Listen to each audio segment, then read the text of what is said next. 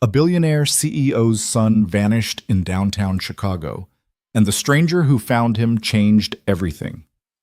What happened next shattered every wall Victoria Hale had built around her heart. This is a story about a single moment in a forgotten alley that would rewrite two broken lives forever.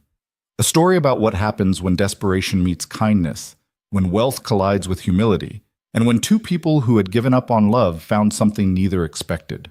Stay with me until the end, hit that like button, and comment what city you're watching from so I can see how far this story travels. The conference room on the 42nd floor smelled like expensive cologne and desperation. Victoria Hale sat at the head of the table, her fingers drumming against the polished mahogany surface, while three attorneys argued about merger terms she'd stopped caring about 20 minutes ago. Outside the floor-to-ceiling windows, Chicago sprawled beneath a February sky the color of dirty concrete. "Mrs. Hale, if we could just get your signature on—" "It's Ms. Hale," Victoria interrupted, her voice sharp enough to cut glass. "And I need 5 minutes."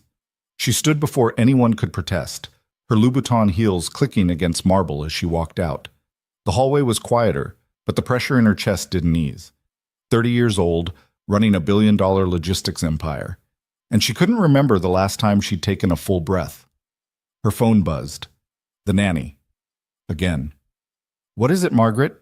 "Liam's asking for you. He wants to know if you're coming to his presentation tomorrow." Victoria pinched the bridge of her nose. "Tell him I'll try."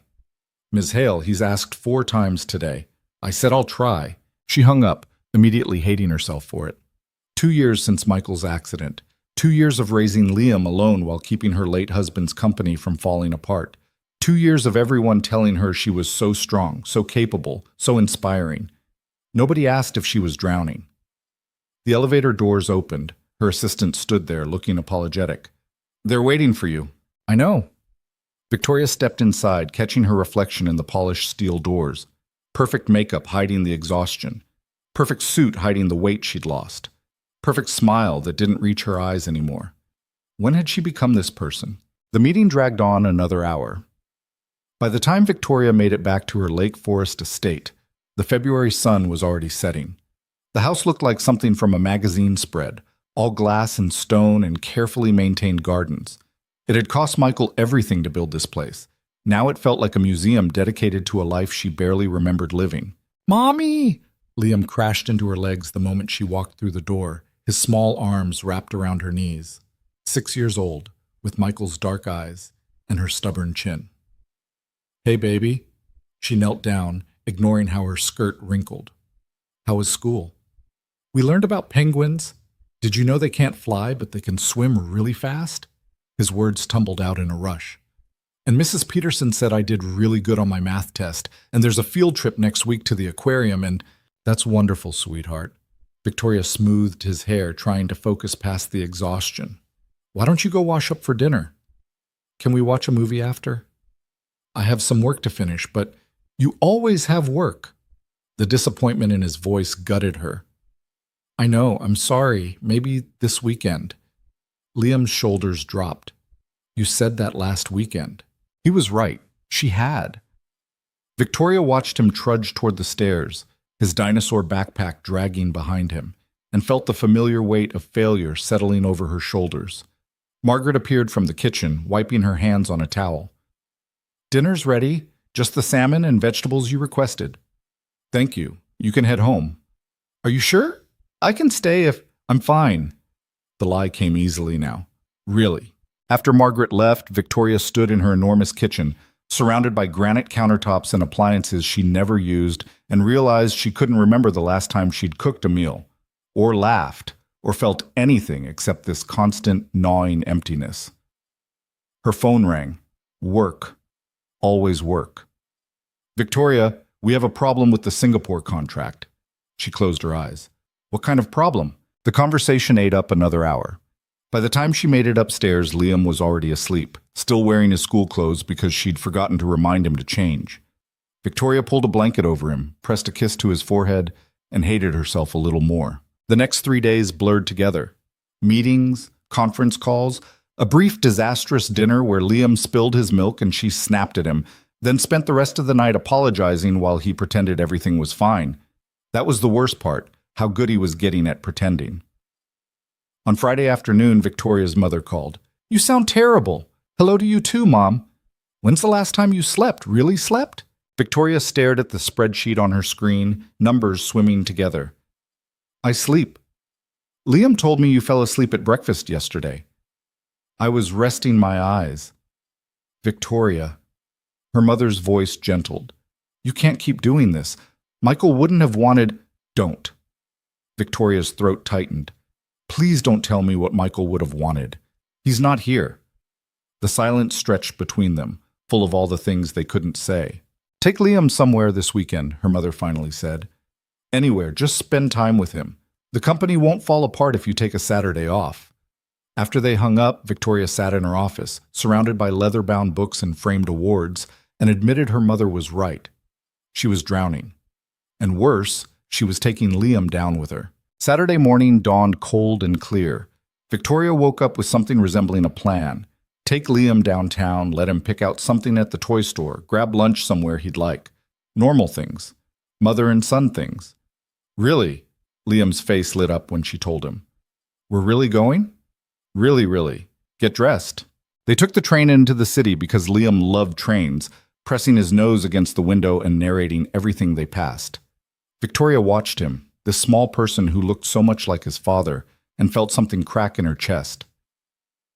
"I'm sorry I've been working so much," she said quietly.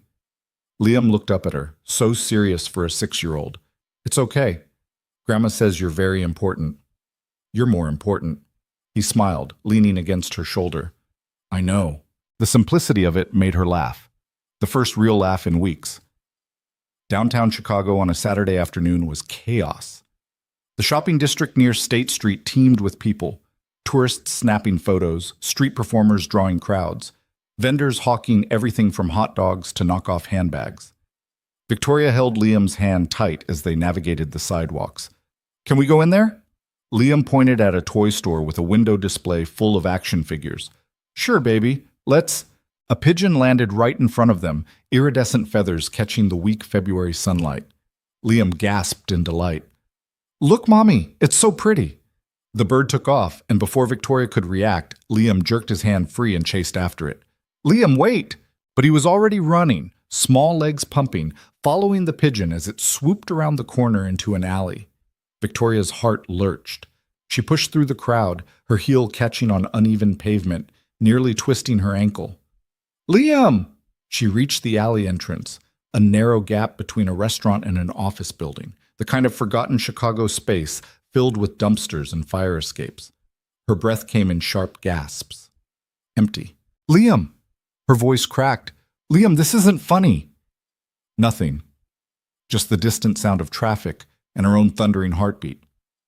Victoria ran deeper into the alley, her expensive coat catching on a chain-link fence. The alley branched, one path leading behind the buildings, another toward a loading dock. Which way had he gone? "Liam!" A woman smoking outside the restaurant's back door looked over. "You okay?"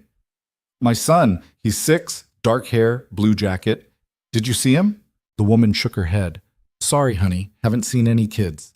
Panic. Real ice water in her veins panic. Victoria fumbled for her phone, fingers shaking so badly she nearly dropped it. Who did she call? The police? How long had he been gone? 30 seconds? A minute? It felt like hours. She ran back to State Street, searching the crowd with wild eyes. Every dark-haired child made her heart stop, but none of them were Liam. How had she lost him? How had she let go of his hand? "Excuse me." Victoria grabbed a security guard's arm. "My son is missing. He's 6 years old. He was just here." The guard's expression shifted to professional concern. "How long ago?" "I don't know, 2 minutes? Maybe 3? He ran into that alley." Her voice was rising, hysteria creeping in. "He was chasing a bird, and I lost sight of him." "Okay, ma'am, stay calm. Let me call this in." But Victoria couldn't stay calm. She couldn't breathe. This was her fault. She'd been distracted, thinking about work, not paying attention. What kind of mother loses her child in downtown Chicago? The kind who's too exhausted to think straight. The kind who's been running on empty for 2 years. The kind who might lose everything that matters while chasing things that don't. And she, 15 minutes earlier, in the alley behind Giuseppe's Italian restaurant, Daniel Brooks had been staring at a half-eaten sandwich and wondering how his life had become this small. 32 years old, 3 part-time jobs that barely added up to 1 living wage, a daughter who deserved so much better than the cramped studio apartment they shared in Pilsen, and a bone-deep exhaustion that no amount of sleep could fix. He sat on an overturned milk crate, taking his lunch break in an alley because the restaurant was slammed and there was nowhere else to sit. The sandwich was turkey and cheese, day-old bread from the discount bakery. It tasted like cardboard, but it was food. Daniel took another bite, trying not to think about the electric bill that was overdue, or the fact that his daughter Emma's school shoes had holes in them, or how his ex-wife had disappeared 3 years ago, leaving him with a 2-year-old and no forwarding address. Some days, surviving felt like an accomplishment. Today wasn't one of those days. Movement caught his eye. A small boy, maybe 6 or 7, came running around the corner, his face flushed with excitement. He skidded to a stop when he saw the alley was a dead end, his head swiveling back and forth. "Hey there," Daniel said gently. "You okay, buddy?" The boy spun around, eyes wide. For a second, Daniel thought he might bolt. Then the kid's lower lip started trembling. "I can't find my mommy." Daniel set down his sandwich, keeping his movements slow and non-threatening. Kids scared easy, especially lost kids. "That's all right. We'll find her. What's your name?" "Liam." The boy's voice was small. "I was chasing a pigeon and then I couldn't see her anymore." "I'm Daniel. Nice to meet you, Liam."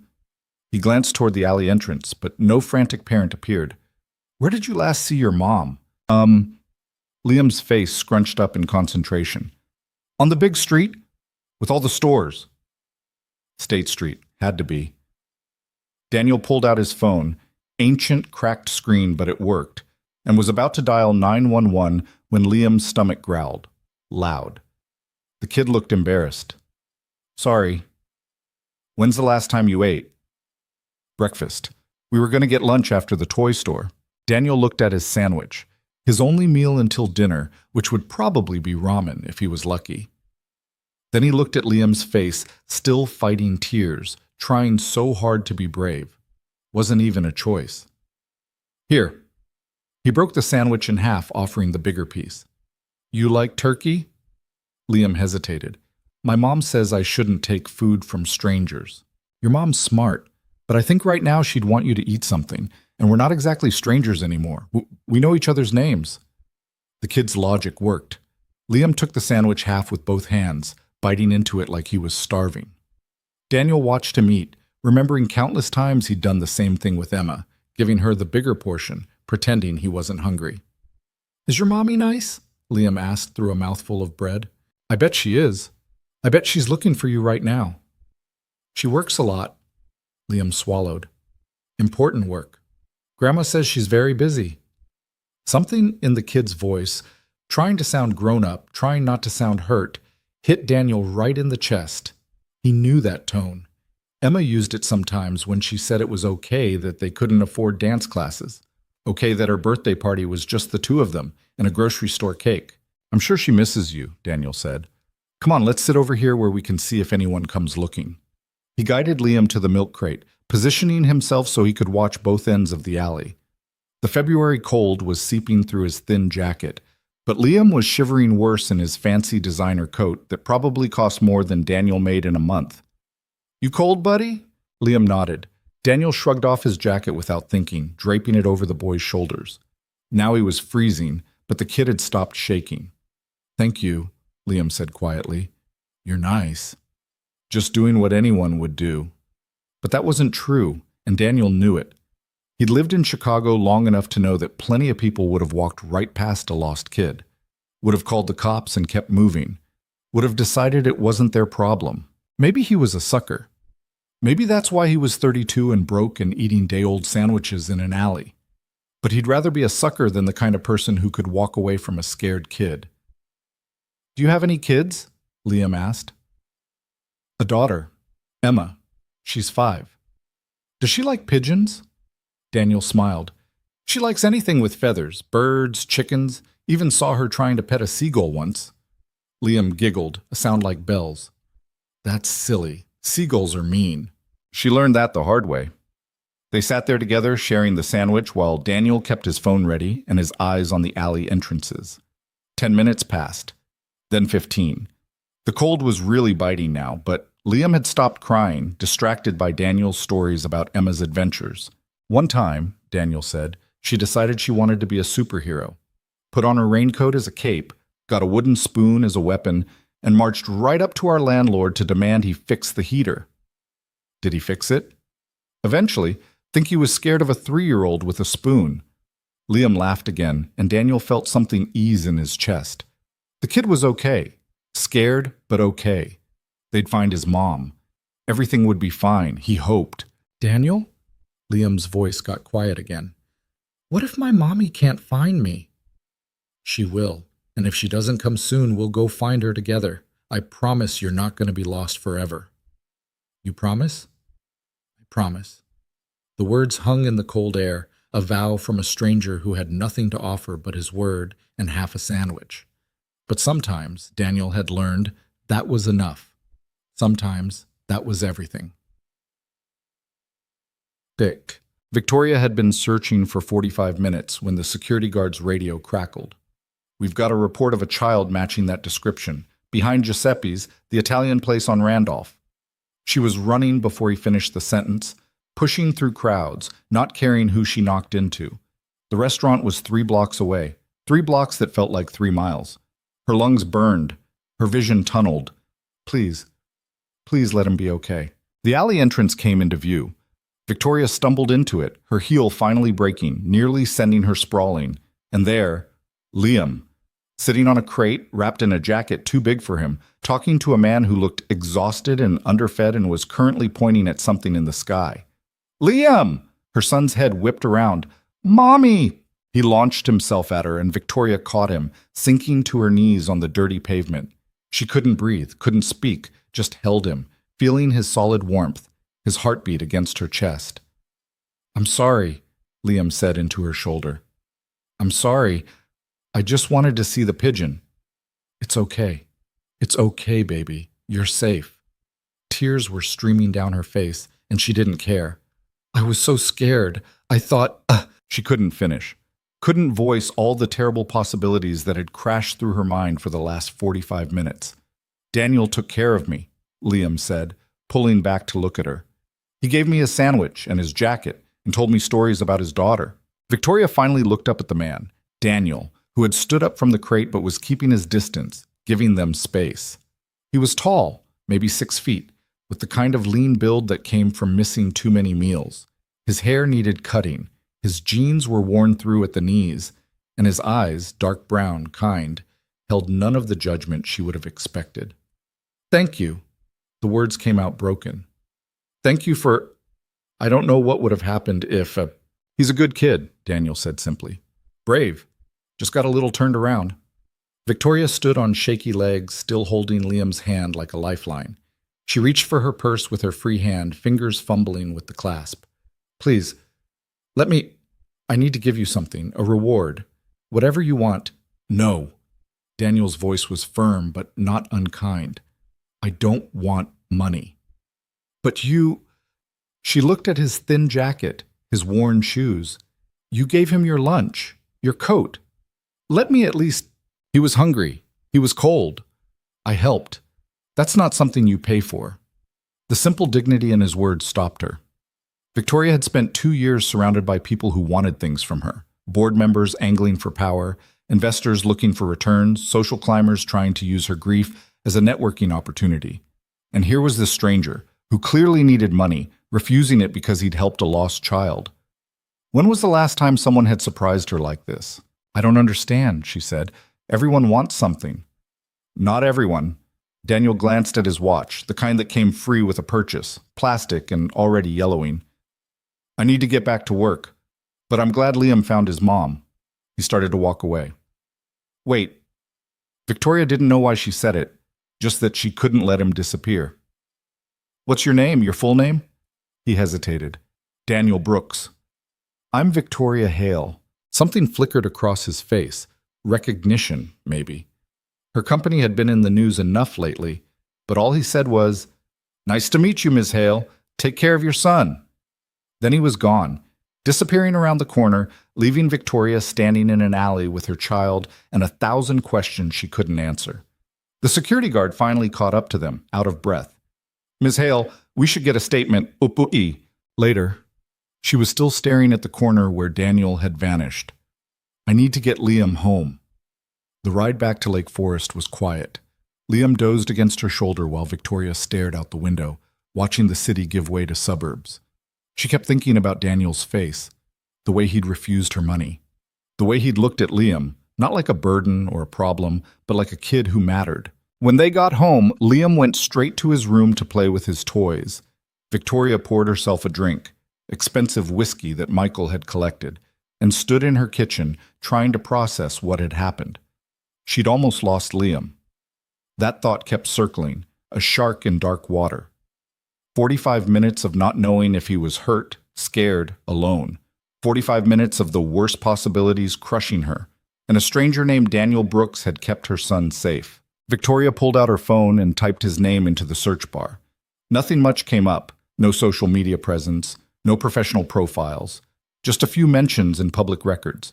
But she was good at finding information. It was part of what made her a successful CEO. By Sunday evening, she had an address in Pilsen. A studio apartment in a building that had code violations going back 5 years. Daniel Brooks, single father, worked 3 jobs: dishwasher at Giuseppe's, night stock at a grocery store, and weekend shifts doing janitorial work. No criminal record. Custody of 1 daughter, Emma Brooks, age 5. Victoria stared at the information, something uncomfortable twisting in her chest. Here was a man working himself to death, barely scraping by, and he'd refused her money. Had given her son his only meal without hesitation. What kind of person did that? Monday morning, she called her assistant. "I need you to find someone for me, Daniel Brooks, and I need an address verification. I want to make sure I have the right place." "Of course, Ms. Hale. What's this regarding?" "A personal matter." By Monday afternoon, she had confirmation. Same Daniel Brooks, same address, and a photo from the building's security footage that showed a man carrying a small girl on his shoulders, both of them laughing despite the cold. Victoria looked at that photo for a long time. Then she made a decision. Tuesday morning, she cleared her schedule, something that made her assistant nearly faint, and drove to Pilsen. The neighborhood was worlds away from Lake Forest. Corner stores with barred windows, graffiti tags on brick walls, kids playing basketball on a court with broken nets. Daniel's building was exactly as depressing as the code violation suggested.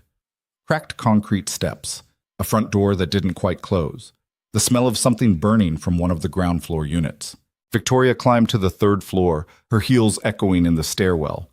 Found apartment 3C. Knocked. No answer. She was about to leave when the door across the hall opened. An elderly woman peered out, suspicious. "You looking for Daniel?" "Yes. Is he home?"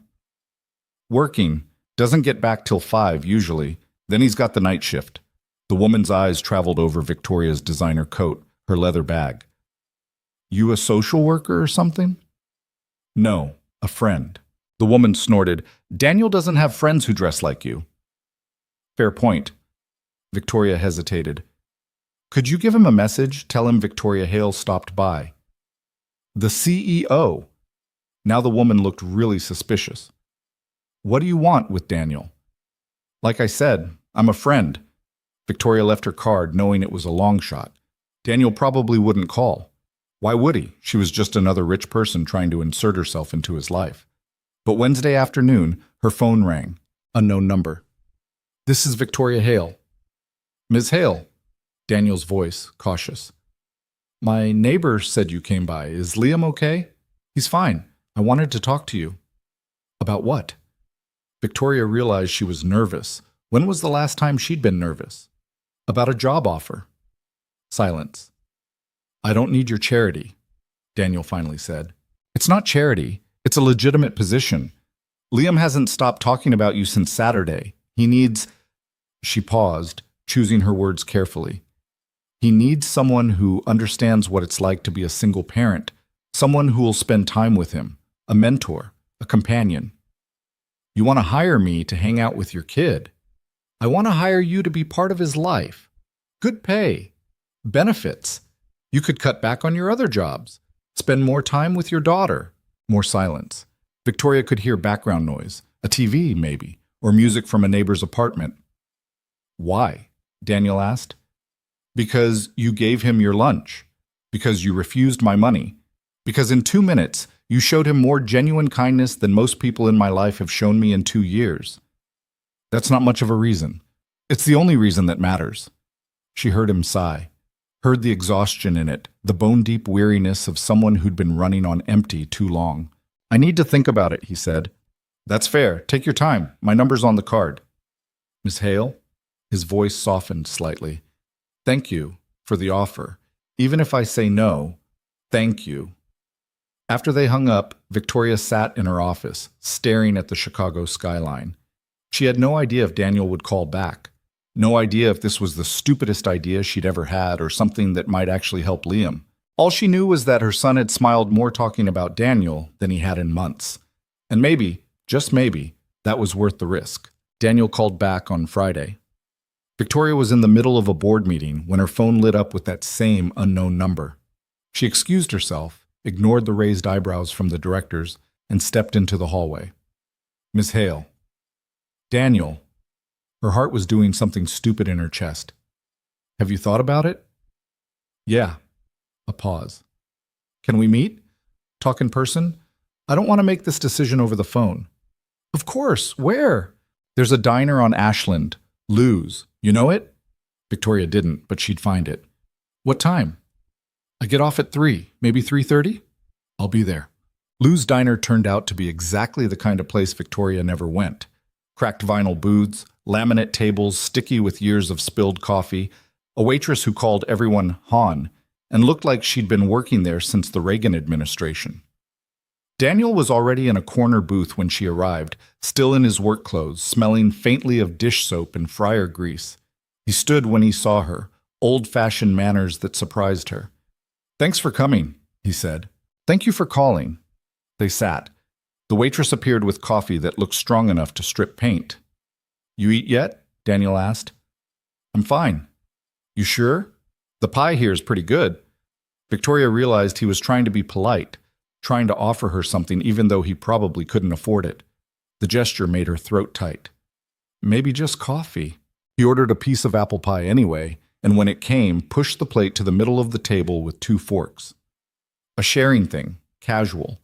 The kind of thing friends did. They weren't friends, but maybe that's what he was trying to say, that they could be. So, Daniel said, wrapping his hands around his coffee mug, I want to understand what you're really asking. I told you, Liam needs... No, he cut her off, but gently. I mean, what you're really asking. Because from where I'm sitting, this doesn't make sense. You're a CEO. You could hire a dozen nannies, tutors, whoever. Why me? Victoria took a breath. Fair question. Deserved an honest answer. Because Liam lit up when he talked about you. Because in the 2 years since my husband died, I haven't seen him connect with anyone like that. And because... She stopped, surprised by what she was about to say. Because I'm failing him. I work too much. I'm not present. He deserves better than what I'm giving him right now. Daniel studied her face. That's honest. I'm trying to be. Okay, so let me be honest too. He leaned forward. I've got a daughter, Emma. She's 5. If I take this job, she comes with me sometimes. I'm not leaving her with babysitters more than I already do. I wouldn't expect you to. And I'm not going to pretend to be something I'm not. I didn't go to college. I don't know about wine or opera or whatever rich people talk about. I'm going to teach Liam how to throw a baseball and change a tire and make scrambled eggs. Normal stuff. That's exactly what he needs. You say that now. Daniel's jaw tightened. But what happens when your friends see you hired some broke single dad from Pilsen when they start talking? Because they will talk. Victoria thought about the charity galas, the country club brunches, the carefully curated social circles. He was right. They would absolutely talk. Let them, she said. Easy to say. You think I care what those people think? The words came out sharper than she intended. My husband built that company from nothing. He was a good man who treated people with respect. And when he died, half those people at his funeral were already calculating how to position themselves for the power vacuum. So no, Daniel, I really don't care what they think. He blinked, taken aback by her vehemence. Then slowly, he smiled. Okay then. Okay? I'll take the job. On one condition. Name it. Emma comes to work with me on weekends, and you treat her exactly like you'd treat any other kid.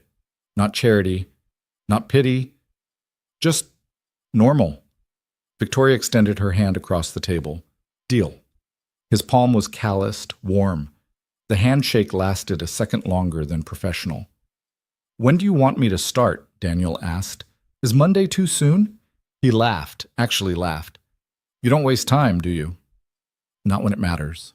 They spent the next hour working out details. Salary that made Daniel's eyes widen. Benefits. A flexible schedule that would let him quit the night shifts but keep some part-time work if he wanted. Victoria watched him process it all, saw the moment he realized this might actually change his life. Why are you doing this? He asked quietly. Really? Victoria took a sip of the terrible coffee, buying herself a moment. You want the truth? Always. Because when I found Liam in that alley and I saw how you'd taken care of him, no hesitation, no expectation of reward, I realized I'd forgotten what that looked like. Kindness without an agenda, and I want my son to grow up around people who still remember. Daniel absorbed that. You're not what I expected. What did you expect? Someone colder, more corporate. He shrugged. I looked you up. You're kind of famous for being ruthless in business. I am ruthless in business. I have to be. But not with Liam. Not with Liam, she agreed. With him, I'm just trying not to screw up. Yeah. Daniel's expression softened. I know that feeling. They finished the pie in comfortable silence. When the check came, Victoria grabbed it before Daniel could protest. Let me get it, he said. I invited you here. You can get the next one. Something passed between them, an acknowledgement that there would be a next one, that this wasn't just a business transaction wrapping up. Outside the diner, February wind cut through the street. Daniel pulled his thin jacket tighter. You need a better coat, Victoria said. I'm fine. It's February in Chicago. You're not fine. She paused. Can I buy you one before you start Monday? Call it a work expense. Ms. Hale, Victoria. If you're going to be around Liam every day, you should probably call me Victoria. He looked uncomfortable. That feels weird. Why? Because you're... He gestured vaguely at her. You. And I'm... Someone I'm employing, someone who's going to help my son. Someone who refused money for doing the right thing. She met his eyes. You're not less than me, Daniel. Don't act like you are. That seemed to shake something loose in him. Okay, Victoria, but I'm still buying my own coat. Stubborn? Yeah, Emma says I got that from my mom. Victoria smiled. I look forward to meeting her. She's shy. Might take her a while to warm up. That's okay. Liam can talk enough for both of them. Daniel laughed again, and Victoria realized she liked the sound. It was genuine, unguarded, so different from the polite social laughter that filled her usual days. I'll see you Monday, he said. What time? Is 9 too early? I'm usually up at 5. 9's practically sleeping in. They said goodbye on the sidewalk. Victoria watched him walk toward the bus stop, hands shoved in his pockets against the cold, and felt something she hadn't felt in a long time. Hope, maybe. Or just the possibility that she'd made a decision that might actually turn out right. Monday morning arrived with more anxiety than Victoria had anticipated. She changed her outfit 3 times. Too formal, too casual, too much like she was trying too hard. Finally settled on jeans and a sweater. Jeans. When was the last time she'd worn jeans on a weekday?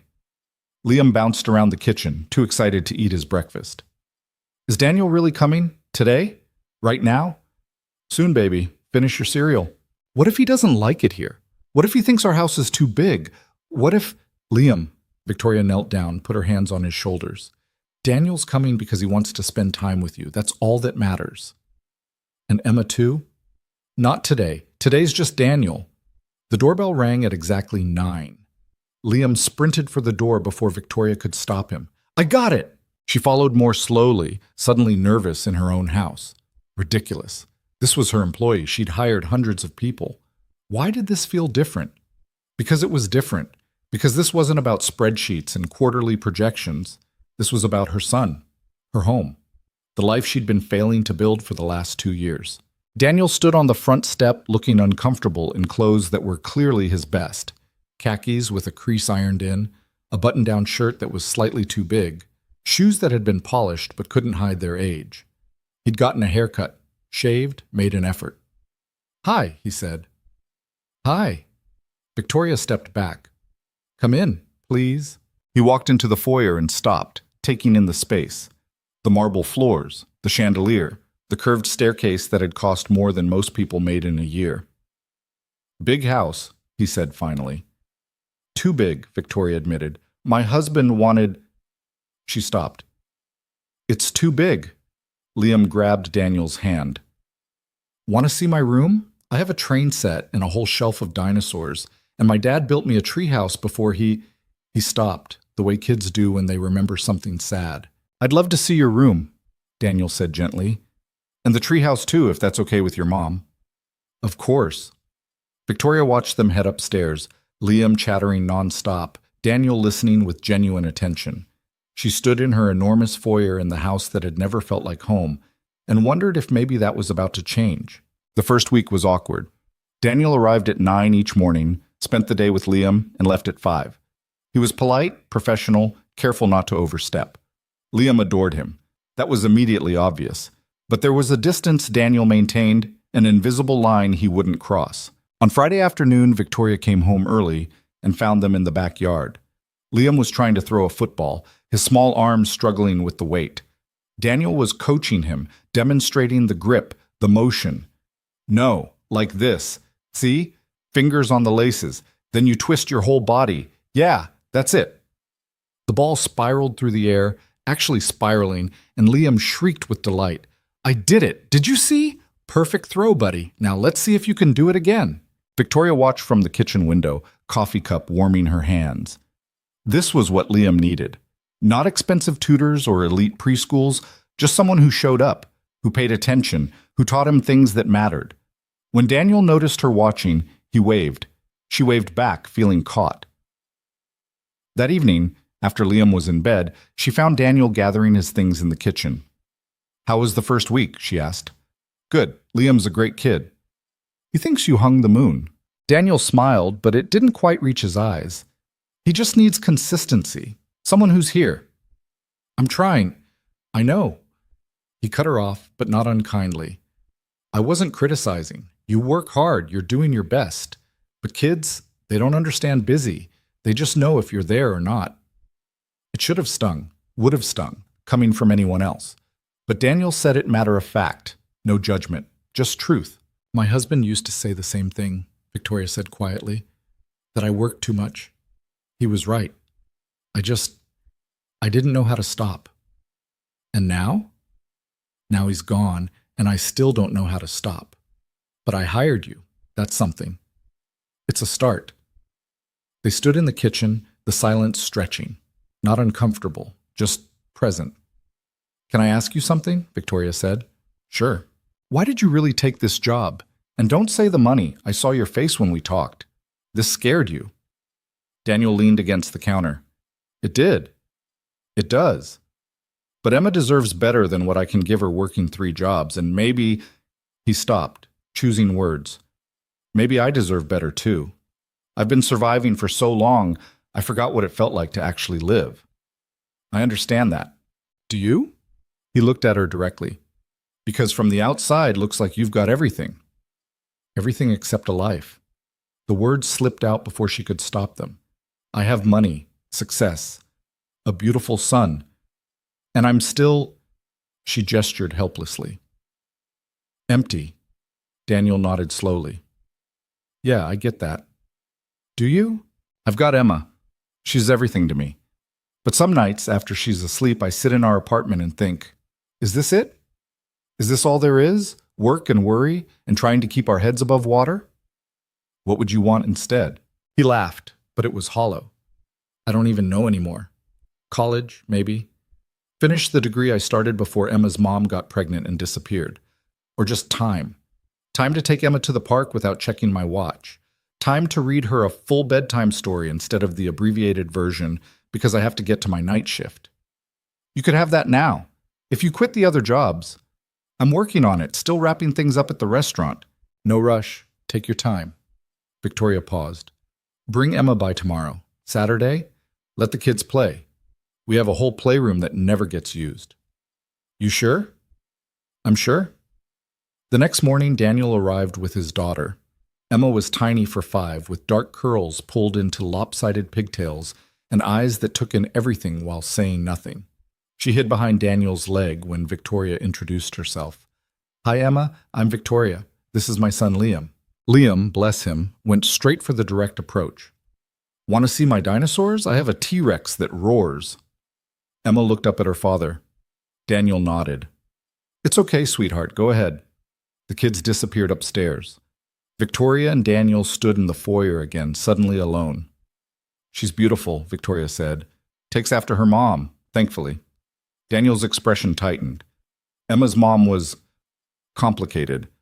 Left when Emma was 2. Haven't heard from her since. I'm sorry. Don't be. We're better off. He said it flatly, like a fact, but Victoria heard the hurt underneath. Coffee? She offered. Yeah, thanks. They ended up in the kitchen, the only room in the house that felt lived in. Victoria made coffee while Daniel sat at the island, looking around. You cook? He asked. Not really. Margaret, the woman who helps out, she does most of it. I can make basic things, but... She shrugged. Michael was the cook. I was always working. What did he do? Your husband? He built the company I run now. Logistics, supply chain management. Started in his garage, turned it into something worth billions. She handed Daniel a mug. He was brilliant and kind, and I took him for granted. I'm sure that's not true. It is. Victoria sat across from him.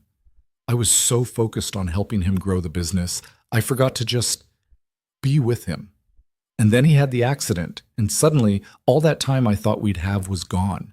Daniel didn't offer platitudes, didn't say it wasn't her fault or that she couldn't have known, just listened.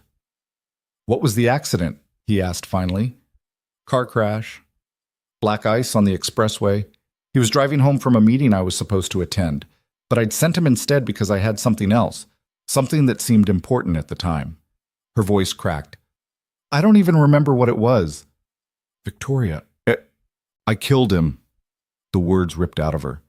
I sent him out in bad weather because I was too busy and he died, and now Liam doesn't have a father, and I don't. She was crying. When had she started crying? Daniel was around the island, crouching next to her chair, his hand on her arm. You didn't kill him. It was an accident, a terrible accident, but it wasn't your fault. How do you know?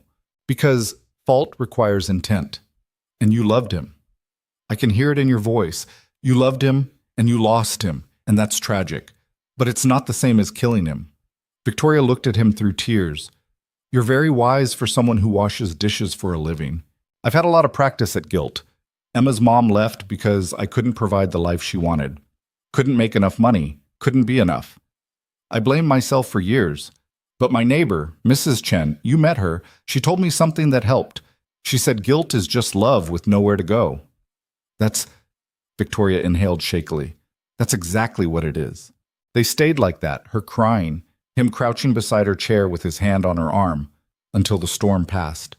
When she finally stopped, she felt wrung out, but clearer. Sorry, she said. Don't apologize. I've cried in plenty of diners. You can cry in your own kitchen. That made her laugh, watery but real. Thank you. For what? For not treating me like I'm made of glass. Everyone else does. They tiptoe around Michael's death like saying his name will break me. Will it? No. Pretending he didn't exist breaks me. He was real. Our marriage was real. The good and the bad, all of it was real. Upstairs they heard shrieking laughter, both kids playing together.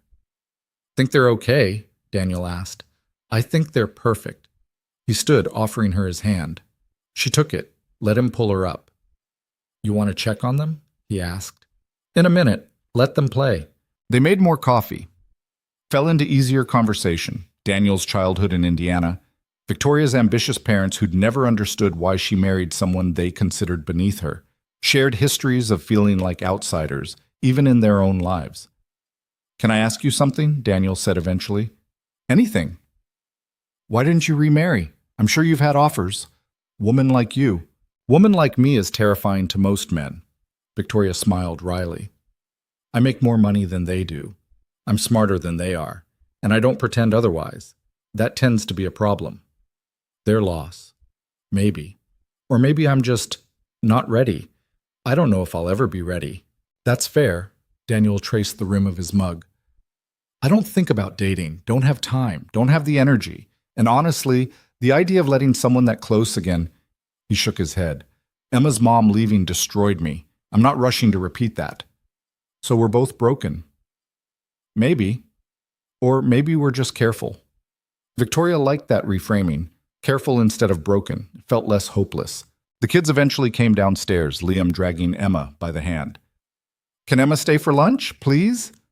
Victoria looked at Daniel. "You're welcome to stay." "We should probably go. I've got—" "Stay," she said again, meaning it. "Please, let me make lunch, or attempt to make lunch. Fair warning, it might be terrible." Daniel smiled. Terrible lunch sounds perfect. They ended up making grilled cheese together, Daniel taking over when Victoria nearly burned the first batch, the kids setting the table with mismatched enthusiasm. It was chaotic and messy and nothing like the formal dinners Victoria usually hosted. It was wonderful. After lunch, the kids played in the backyard while Victoria and Daniel cleaned up, working side by side at the sink, washing dishes like normal people. Not CEO and employee, just two single parents finding their way. "This was nice," Daniel said, drying a plate. "It was." "Same time next week? How about Tuesday and Thursday? And—" Victoria stopped herself. "Sorry, I'm being pushy." "No, you're being a mom who wants her kid to be happy." He bumped her shoulder with his, gentle, friendly. "Tuesday and Thursday sound good. Emma would love it."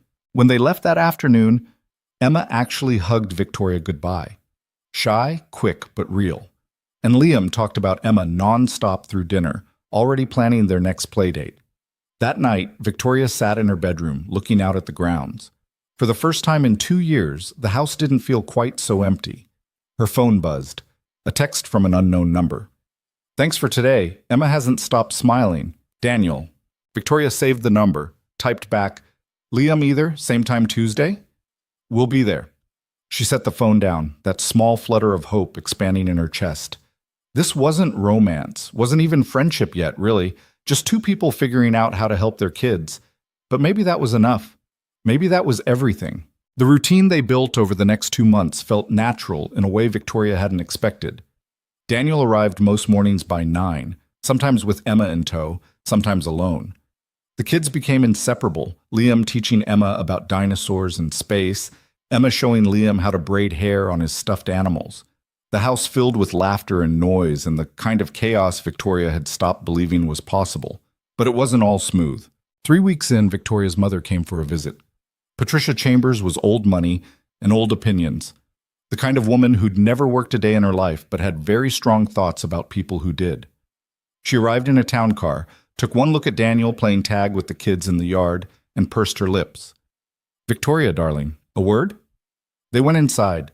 Victoria already knew what was coming. "Who is that man with Liam?" "His name is Daniel. He works for us." "Works for you how exactly? He looks like—" Patricia gestured vaguely. "Well, he looks like he should be mowing the lawn, not playing with your son." "He's Liam's mentor and my friend." "Friend?" Her mother's eyebrow arched. "Victoria, people will talk. Let them talk. You don't understand. Your position in society, us, my position in society?" Victoria felt the anger rising. "I run a billion-dollar company. I employ 10,000 people. I don't need society's approval for who I hire to spend time with my son. But hiring some poor man from wherever, his name is Daniel. He's from Pilsen, and he's better with Liam than anyone you'd approve of." Patricia's expression hardened. "Your father would be very disappointed. Dad's been dead for 5 years. And he never approved of Michael either, remember? Said he was too working class, too ambitious. Turned out Michael was worth 10 of your country club friends." "That's unfair." "Is it? Victoria crossed her arms. You want to know why I hired Daniel? Because he gave Liam his only meal when my son was lost and scared.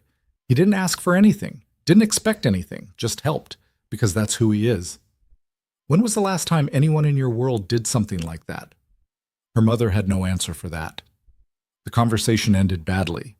Patricia left in a huff, and Victoria found Daniel on the back porch, watching the kids play. Heard some of that? He said quietly. I can leave if... Don't. Victoria sat beside him. Please don't. She's wrong. About everything. She's your mother. She's worried about you. She's worried about what her friends think. That's different. Daniel was quiet for a moment. This is going to keep happening, you know. People questioning why I'm here, what I want from you. I know. And you're okay with that? Victoria looked at him. Really looked. He'd put on a little weight since starting, the gauntness in his face filling out. His clothes fit better because she'd quietly arranged for a modest wardrobe allowance. He smiled more, laughed easier. He was becoming the person he'd been before life had ground him down. I'm more than okay with it, she said. Something shifted in his expression. Not quite a smile, something deeper. Okay then. But her mother wasn't the only one who noticed the growing closeness between them. By April, the whispers at Victoria's business events had gotten louder. At a fundraiser for the Art Institute, she overheard two women talking by the bar. Did you hear Victoria Hale hired some handyman to watch her son? I heard he's practically living there. Very inappropriate. Well, she always was unconventional. Remember when she insisted on working while pregnant? As if she needed the money. Victoria gripped her champagne glass so hard she thought it might shatter. Ladies, she stepped into their conversation, watching them freeze. If you're going to gossip about me, at least get your facts straight. Daniel isn't a handyman. He's Liam's mentor. And he's a better father figure than either of your ex-husbands ever were to your kids. She walked away before they could respond, her heart pounding. Across the room, her friend Catherine caught her eye and came over. That was spectacular, Catherine said. Also, probably not wise. I don't care. I can see that. Want to tell me what's really going on? They found a quiet corner. Catherine was one of the few people in Victoria's life who'd known her before the money, before the CEO title. They'd been roommates in college, before Victoria met Michael, before everything changed. There's nothing going on, Victoria said. Daniel works for me. That's it. Uh-huh. And I'm the Queen of England. Catherine, honey, I've known you for 15 years. I saw how you looked at Michael, and I see how you look at Daniel. It's not the same, but it's something. Victoria took a long drink of champagne. It can't be something. He works for me. It would be completely inappropriate. Since when do you care about inappropriate? Since... Victoria stopped. Since when? Since I don't want to mess this up. Liam needs him. I need him. But not like that. Are you sure? No. She wasn't sure. That was the problem. The gala continued around them. Wealthy people in expensive clothes, making small talk and large donations, all of it feeling increasingly hollow. Victoria excused herself early, claiming a headache that wasn't entirely a lie. When she got home, the house was dark except for a light in the kitchen. She found Daniel there, reading at the table while Emma and Liam slept upstairs. He'd stayed late to watch the kids while she went to the fundraiser. You're back early, he said, looking up. It was terrible. People are terrible. What happened? Victoria told him about the women at the bar, about her mother's visit, about all the small cruelties that came with being scrutinized. Daniel listened without interrupting. I'm making your life harder, he said when she finished. No. You're making it better. They're making it harder. Same result. Not even close. Victoria sat across from him. Daniel, if I fired you tomorrow, would my life be simpler? Probably. Would it be better? Not a chance. You might change your mind about that. I won't. He studied her face in the dim kitchen light. You're not like other people I've met. Is that good or bad? I'm still figuring that out. It should have stung. Instead, it made her laugh. Fair enough. Want some tea? I made a pot. They drank tea in companionable silence. Outside, April rain started pattering against the windows. The house felt smaller, cozier, less like a museum and more like a home. Can I ask you something? Victoria said eventually. Always. Do you ever regret taking this job? Honestly, Daniel considered the question. Sometimes I feel like I'm playing pretend, like I'm going to wake up back in my studio apartment, heading to my third shift, and this will all have been a dream. But then Emma laughs. Really laughs. Not the scared little giggle she used to do. And I realize maybe I deserve this. Maybe we both do. You do deserve it, both of you. You keep saying that. Daniel set down his mug. Why? Why do you believe in me so much when you barely know me? I know enough. I know you gave Liam your lunch. I know you work 3 jobs to support your daughter. I know you're kind and patient and genuine in a world where those things are rare. You're romanticizing me. I'm seeing you clearly. The air between them felt charged, dangerous. Victoria stood up, putting distance between them. I should check on Liam. Victoria, Daniel's voice stopped her at the doorway. Thank you for tonight, for this job, for everything. You're welcome. Upstairs, she found both kids asleep in Liam's room. Emma curled up on the floor with a pile of blankets. Liam sprawled across his bed. They looked peaceful, happy, like they'd found something neither had expected. Victoria knew the feeling. By May, Daniel had quit his other jobs entirely. It was Victoria's doing. She'd given him a raise substantial enough that he couldn't justify the exhaustion anymore. At first he'd protested, but she'd been firm. You're worth it, and you can't help Liam if you're running yourself into the ground. The extra time transformed him. He started taking online classes toward the engineering degree he'd abandoned, started cooking real meals instead of surviving on whatever was cheapest, started looking less like a man barely hanging on and more like someone building a life. And Victoria noticed. She tried not to, but she noticed everything.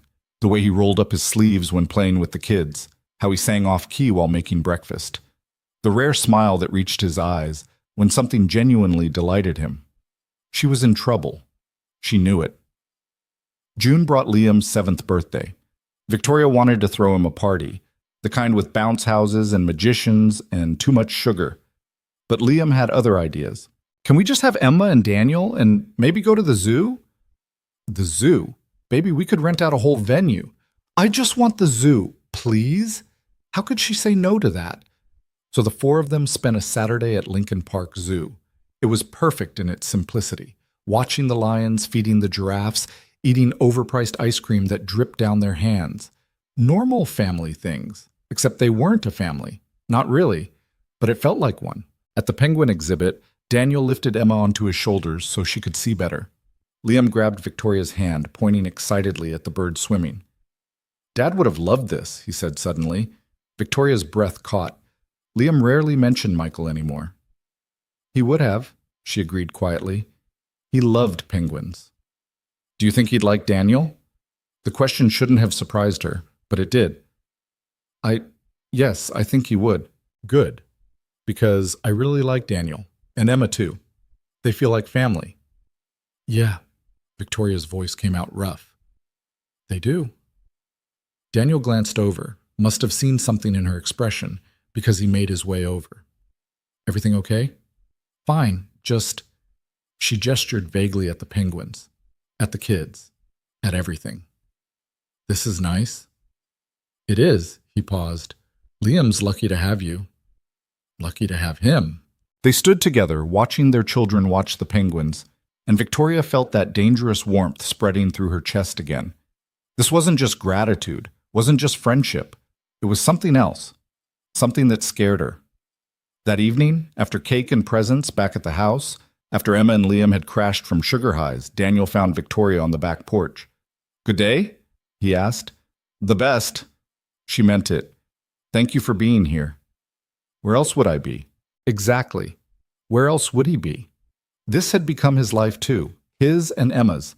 They'd woven themselves into the fabric of the Hale household so thoroughly that Victoria couldn't imagine it without them. Daniel, She stopped, not sure how to finish. What? Nothing. Just thank you. But it wasn't nothing. It was everything.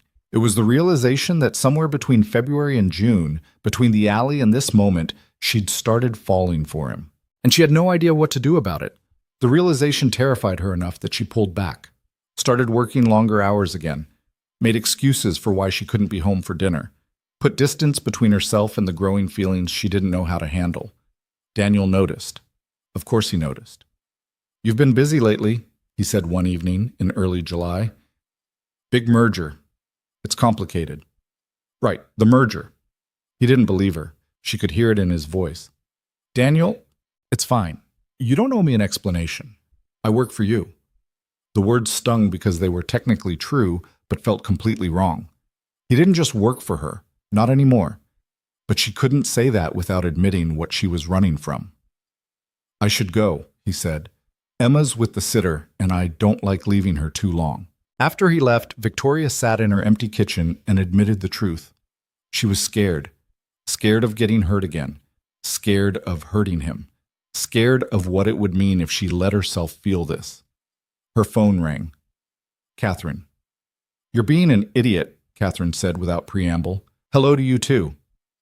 I saw the way you looked at him at Liam's birthday, and I saw the way he looked at you, so why are you hiding?" "I'm not hiding." "You're absolutely hiding. You've been in love with him for months, and instead of doing something about it, you're working 70-hour weeks like that's going to make it go away." "He works for me. It would be inappropriate, a power imbalance. I could ruin his life, or you could make both your lives better. But you won't know unless you're honest with him." After they hung up, Victoria stared at her phone for a long time. Catherine was right. She was always right. But knowing it and acting on it were different things. The decision was made for her a week later. Victoria was invited to a charity gala at the Drake Hotel, the kind of event she couldn't skip without causing offense. Black tie, $500 a plate, all of Chicago's elite in one room. She'd planned to go alone, but Liam had other ideas. "Can Daniel come? Please. He's never been to a fancy party." "Sweetheart, Daniel might not want—" "I'll ask him." Before she could stop him, Liam had video called Daniel. Within 5 minutes, it was settled. Daniel would attend as her guest. Victoria spent the rest of the week simultaneously dreading and anticipating it.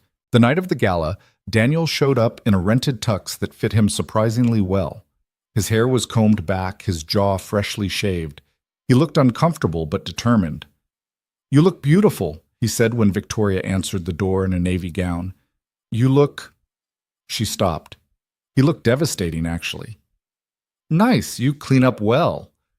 "I borrowed the tux from a friend. Probably should have mentioned I've never actually been to anything like this." "You'll be fine. Just stay close to me." The Drake was everything Victoria expected. Chandeliers and champagne, string quartets and networking disguised as conversation. Daniel stayed by her side, increasingly tense as people stared. And they did stare. At his less expensive tux. At his calloused hands. At the fact that he clearly didn't belong in this world. Victoria watched the whispers start. Watched people lean close to each other, eyes flicking toward Daniel, lips moving behind champagne flutes. Saw the exact moment Daniel noticed it too. "I shouldn't be here," he said quietly. "You belong here as much as anyone." We both know that's not true. At dinner, they were seated with some of Victoria's business associates. The conversation flowed around Daniel, mergers and acquisitions, stock prices, vacation homes in the Hamptons. He tried to participate, but kept getting frozen out by subtle shifts in body language, words redirected to Victoria as if he hadn't spoken. Then Jonathan Pemberton, a hedge fund manager Victoria despised, turned to Daniel with a smile that was all teeth. "So Daniel, what is it you do?" The table quieted, everyone listening. "I work with children, mentoring mostly." "How noble. And how did you meet our dear Victoria?" "I helped her son when he was lost." "Ah, yes, I heard about that. Very good Samaritan of you." Pemberton's tone dripped condescension. "Must be quite a change, going from whatever you were doing before to spending time at the Hale estate, rather like winning the lottery, I imagine." Daniel's jaw tightened. "It's a job. I earn my pay." Of course. No judgment. We all have to make a living somehow." Victoria felt rage building in her chest. "Jonathan, maybe you should—" "I'm just making conversation, Victoria. No need to get defensive about your charity case." The words hung in the air. Charity case. As if Daniel was some pet project, some amusing diversion. Daniel stood up so abruptly his chair scraped across the floor. "Excuse me, I need some air." He walked away before Victoria could stop him. She turned to Pemberton with a fury that made him lean back. "You're an ass, Jonathan. You always have been. But that was beneath even you. I was just, save it. And next time you want to donate to one of my foundations, don't bother." She went after Daniel, finding him on the terrace overlooking Michigan Avenue. The July night was humid, the city lights bright below. "I'm sorry," she said. "For what?" "You didn't say it." "I should have stopped it sooner. I should have—" "What?" Daniel turned to face her. "Defended me? Told them I'm not just some charity case? Because that's what I am, Victoria. To them, to everyone in there, that's all I'll ever be." "That's not true." "Isn't it? I'm the poor guy from Pilsen who got lucky, who got hired by a rich widow. They'll never see me as anything else." "I don't see you like that." "Don't you?" His voice was raw. "At least a little?" The question hit her like a slap. "No. I see someone who's kind and genuine and better than anyone in that room. I see someone who makes my son laugh. Someone who—" She stopped, the words catching in her throat. "Someone who what?" Victoria took a breath. Here it was. The moment she'd been running from for months.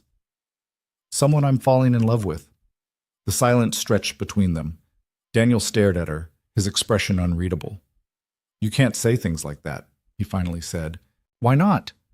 "Because I work for you. Because this is complicated.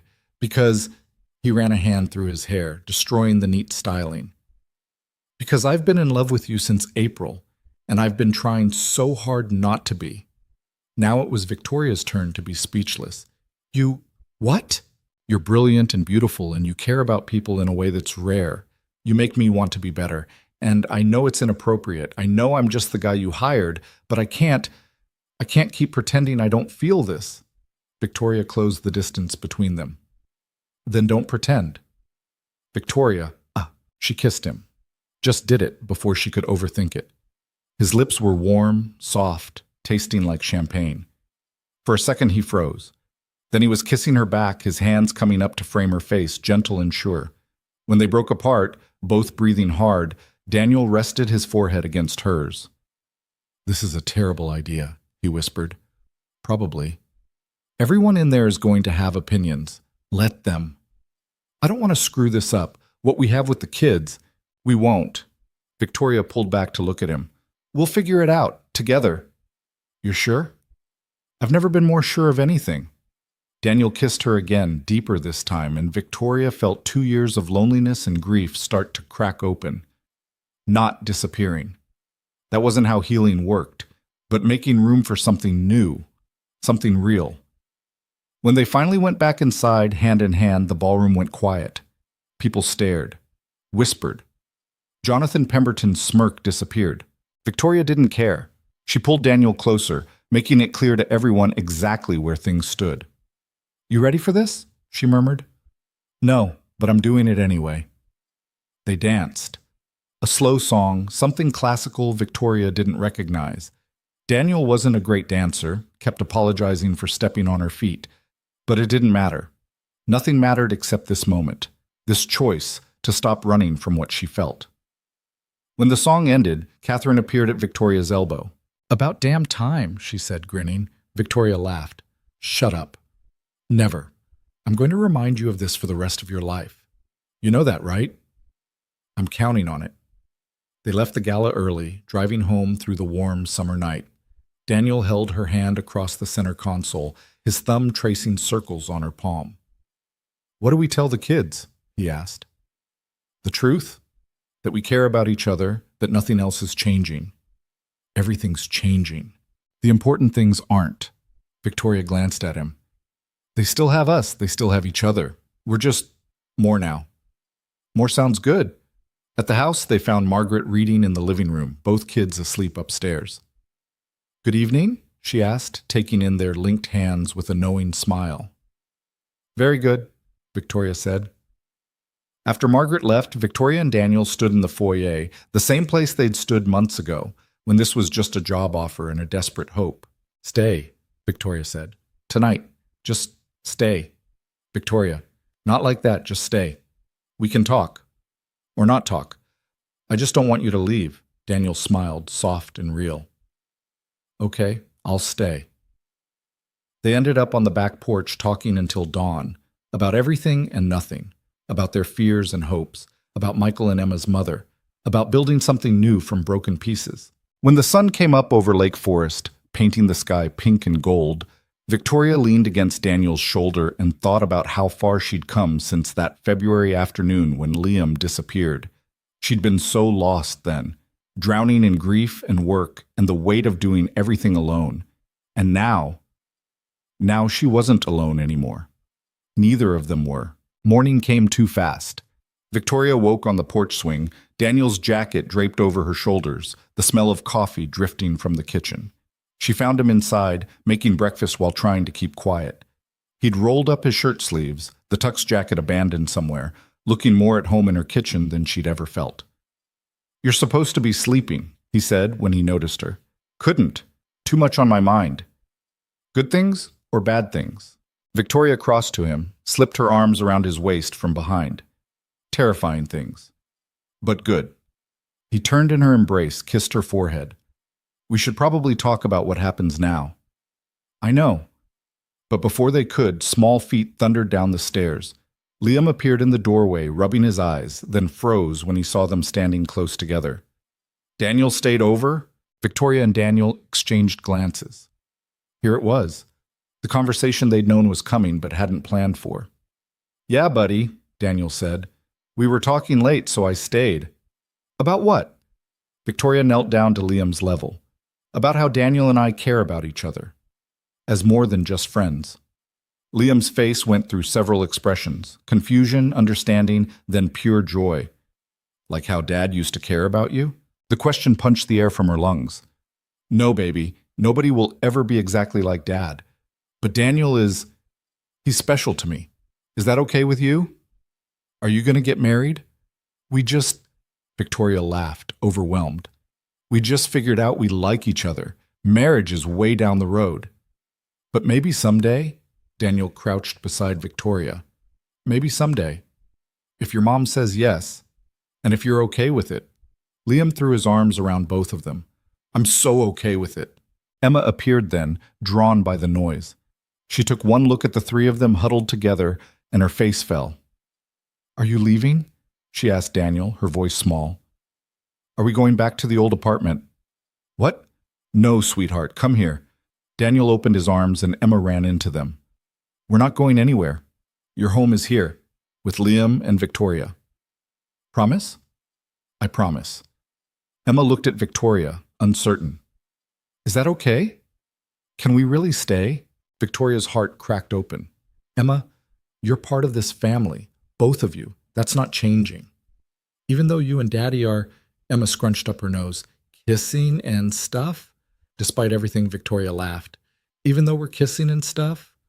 "Gross," Liam declared, then immediately contradicting himself. "But also good. Can we have pancakes now?" The kids ran off to set the table, leaving Victoria and Daniel in the kitchen. "That went better than I expected," Daniel said. "They're resilient, more than we give them credit for. Still, we should probably take this slow, for their sake." Victoria nodded, but her stomach twisted. Slow made sense. Slow was smart. So why did it feel like he was already pulling away? The next few weeks were strange.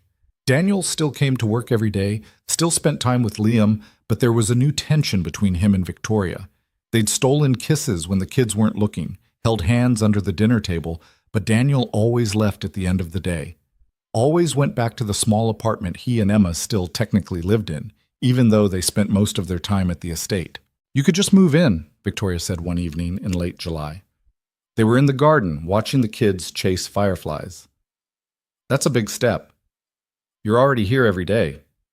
As an employee, moving in would be different." "Why? Because of what people would think?" Daniel sighed. "Partly. And partly because I don't want to rush this. What if it doesn't work out? What if we're better as whatever we were before?" "You don't believe that?" "No, but I'm scared of screwing this up." He took her hand. "I've got one shot at giving Emma a stable life. If I move in with you and it falls apart, I've uprooted her for nothing." Victoria wanted to argue. Wanted to say it wouldn't fall apart, that they'd make it work, but she'd thought that about her marriage too, and look how that ended. Michael was gone. Stability was an illusion. Okay, she said instead. We'll take it slow. But slow felt like suffocation. By August, the media had caught wind of their relationship. A photo from the gala surfaced, Victoria and Daniel dancing, her head on his shoulder, his arms around her waist. The caption read, "Billionaire CEO, Victoria Hale's new romance, from rags to riches." The article was vicious. It painted Daniel as a gold digger, Victoria as desperate and foolish. It dredged up Michael's death, questioned her judgment, implied she was neglecting Liam for a fling with the help. Victoria read it on her phone during a board meeting and felt physically sick. "You okay?" her CFO asked. "Fine. Let's continue." But she wasn't fine. The article had been shared thousands of times. Her phone was lighting up with messages, some supportive, most judgmental. Her mother called 3 times before Victoria finally answered. "I told you people would talk," Patricia said. No preamble. "Hello, Mother. That article is everywhere. My friends are calling. They're asking questions. Victoria, you need to put out a statement. Distance yourself from this man before it damages your reputation further." "His name is Daniel, and I'm not distancing myself from anyone." "Don't be stubborn. This will blow over if I just what? Pretend I don't care about him? Pretend he's not important to me and Liam? I'm not doing that." "Then you're a fool." The line went dead. Victoria sat in her office, staring at the Chicago skyline, and wondered if her mother was right. Maybe she was a fool. Maybe she'd risked everything, her reputation, her company, Liam's stability, for something that was doomed from the start. Her assistant knocked. "Ms. Hale? Daniel's here. He says it's important." Victoria's heart sank. She knew what was coming. Daniel looked terrible when he walked in, pale, exhausted, holding his phone like it was a weapon. "You saw the article," Victoria said. "Everyone saw the article. I've had 3 reporters show up at my apartment. Emma's scared. She doesn't understand why people are taking pictures of us. I'm sorry. I can hire security, make sure they leave you alone.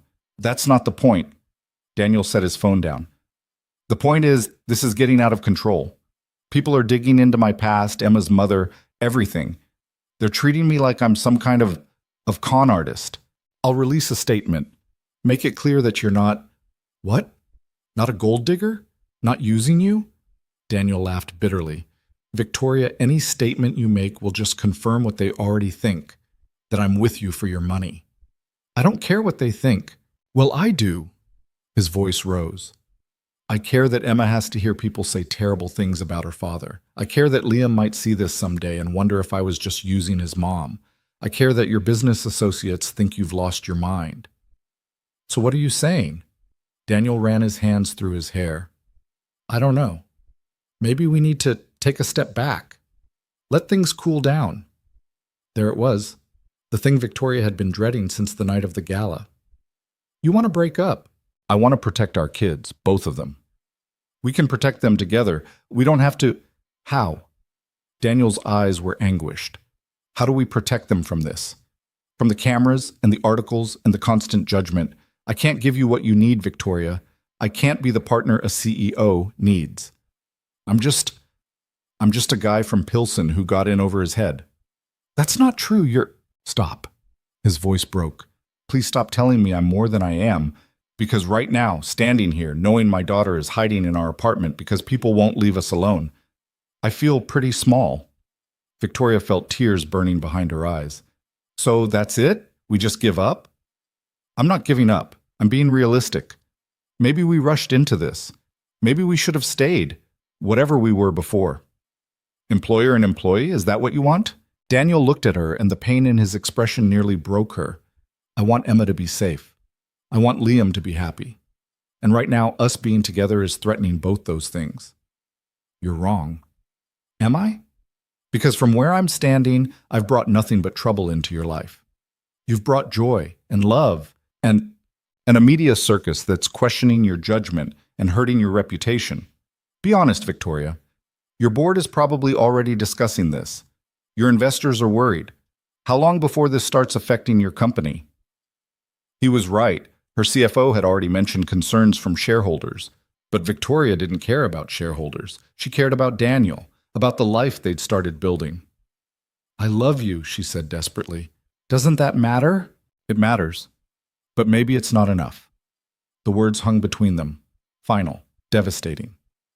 "If you walk out that door," Victoria said quietly, "if you end this because you're scared of what people think, you're doing exactly what they expect. You're proving them right." "Maybe they are right." Daniel picked up his phone. "I'll finish out the month. For Liam. But after that, I think it's better if Emma and I step back." "Daniel, please. I'm sorry." He left. Victoria stood in her office, surrounded by glass and steel and all the trappings of success, and felt more alone than she had in the 2 years since Michael died. The rest of August was torture. Daniel came to work, but the easy warmth between them was gone. He was polite, professional, distant. The kids noticed. Liam asked why Daniel didn't smile anymore. Emma started having nightmares again. And Victoria buried herself in work, the way she always did when things got hard. "You look like hell," Catherine said when they met for lunch in early September. "Thanks." "What happened with Daniel?" Victoria told her everything, the article, the fight, the way he'd pulled away. Catherine listened, then shook her head. "He's scared." "I know." "No, I mean, he's terrified. Victoria, the man spent years barely surviving. Now he's got this life with you, and people are telling him he doesn't deserve it. Of course he's running." "So what do I do?" "Fight for him. Show him he's wrong." "I tried." "He won't listen." "Then try harder." Catherine leaned forward. "You spent 2 years shutting everyone out after Michael died. You were drowning, and you refused to let anyone help. Daniel's doing the same thing. Don't let him." That night, Victoria came home to find Daniel packing up his things from the room he'd been using as an office. Textbooks, Emma's drawings, the small pieces of life he'd built in her house. "What are you doing?" "Month's up tomorrow. I'm just getting organized." "You don't have to do this." Daniel kept packing. "Yeah, I do." "Why? Because some strangers wrote mean things? Because my mother disapproves? Since when do you care about that?" "Since those strangers started camping outside Emma's school, since she came home crying because another kid said her daddy was a gold digger and she didn't know what that meant." Victoria's stomach dropped. "When did this happen?" "Yesterday. I was going to tell you, but—" He shrugged. "What's the point? It doesn't change anything." "It changes everything. Daniel, we can switch schools, hire security. So Emma can spend her childhood surrounded by bodyguards because her father was dumb enough to fall in love with someone out of his league. That's not the life I want for her." "Out of your league?" Victoria felt anger replacing desperation. "Is that really what you think? That I'm too good for you?" "Aren't you?" "No, I'm a mess, Daniel. I work too much. I don't know how to cook. I nearly lost my son because I wasn't paying attention. You're kind and patient, and you've built a life from nothing. You're not beneath me. If anything—" "Stop." Daniel set down the box he was holding. "Just stop, because every time you say things like that, it makes this harder." "Good. It should be hard. Giving up on us should be the hardest thing you've ever done. You think this is easy for me?" His voice rose. "You think I want to walk away from you? From Liam? This house is the first place that's felt like home in years. You're the first person who's made me feel like I could be more than just surviving, and I'm leaving anyway because I love you too much to let you ruin your life for me." "You're not ruining my life. The front door slammed. Liam's voice called out, "Mom? Daniel? Where are you?" They both fell silent. Victoria wiped her eyes. Daniel turned away, composing himself. Liam appeared in the doorway, Emma right behind him. Both kids took in the packed boxes, the tension in the room. "What's going on?"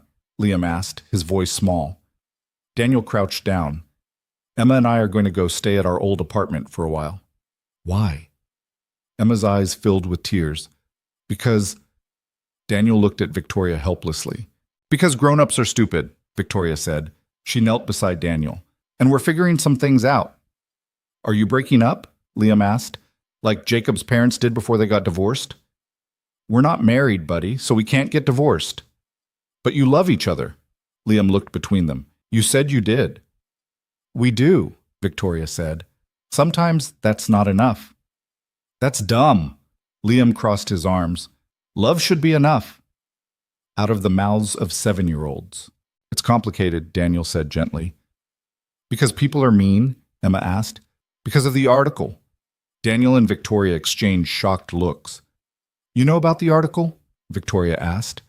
Kids at school talked about it. They said Daniel was only with you for money. Emma's chin trembled. But that's not true. Right, Daddy? No, sweetheart, that's not true. Then why are you leaving? Daniel had no answer for that. Because he's scared, Victoria said quietly.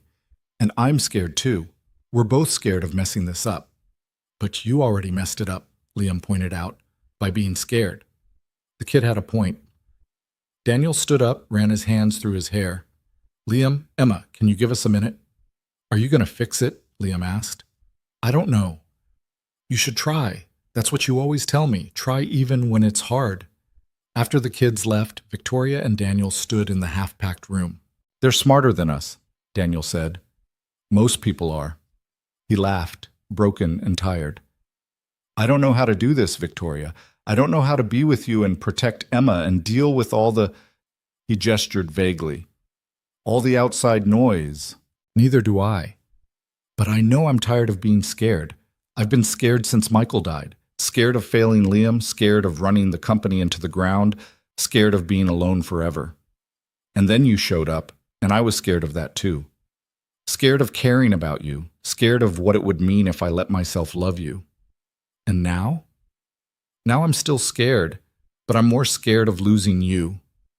Daniel closed his eyes. The article said I was using you. I don't care what the article said. Your board does. Your investors do. What if they're right? What if being with me damages everything you've built? Then I'll build something else. Daniel, I spent my whole marriage building a company with Michael. And it was good, it was important, but you know what I regret? I regret every dinner I missed, every bedtime story I didn't read, every moment I chose work over him. And when he died, I did the same thing with Liam. Worked more, felt less, pretended if I just stayed busy enough I wouldn't have to face how empty everything was. Victoria, I'm not finished. You changed that. You and Emma, you brought life back into this house. You made Liam laugh again. You made me feel again. And if loving you cost me my reputation, my standing in society, even my company, it's worth it. You're worth it. Tears were running down Daniel's face. I can't be the reason you lose everything. You won't be. I'll be the reason, because I chose you, because I choose you.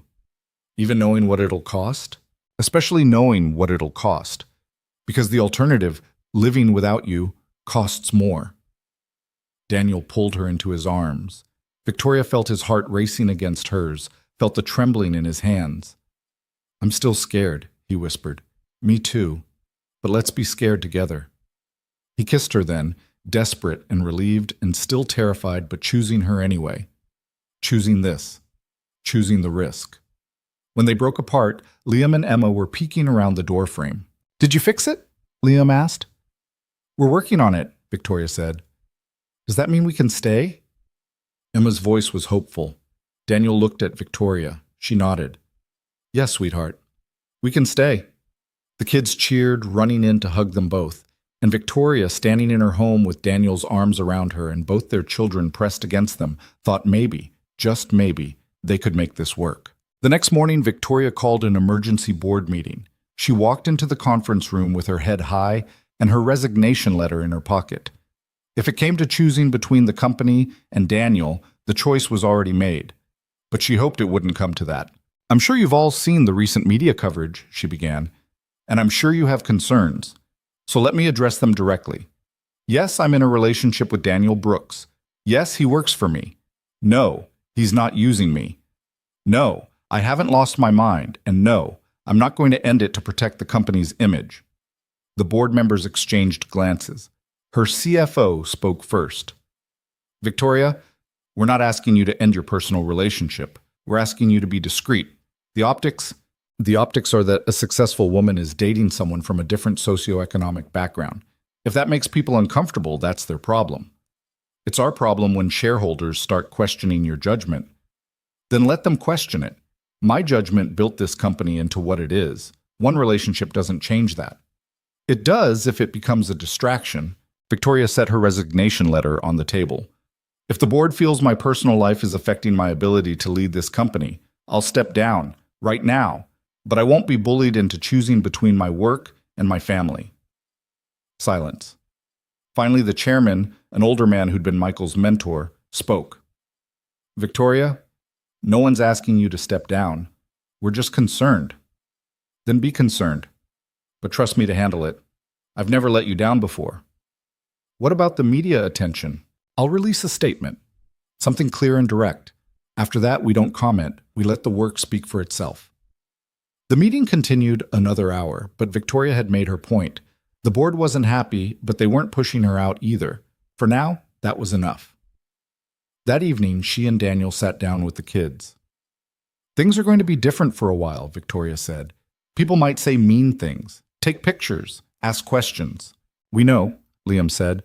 We've been talking about it. You have? Emma and I decided we don't care what other people think. We know what's real. Daniel squeezed Victoria's hand. When did you get so wise? I'm 7 now. I'm basically a grown-up. That made everyone laugh. Okay, basically a grown-up, Victoria said. Here's the deal. We stick together, as a family. And we don't let anyone make us feel bad about that. Agreed?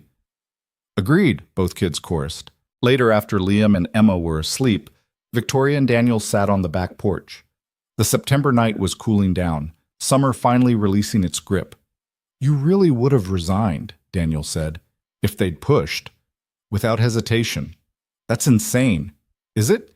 I can always find another job. I can't find another you. He pulled her close. I still think you're too good for me. And I still think you're an idiot for believing that. They sat in comfortable silence, watching the stars come out over Lake Forest. I enrolled in classes, Daniel said eventually. At Northwestern, engineering program, part-time. That's wonderful. Figured if I'm going to be part of your life, I should probably finish my degree. Make something of myself. You already are something, but I'm glad you're doing it for you. I'm terrified I'll fail.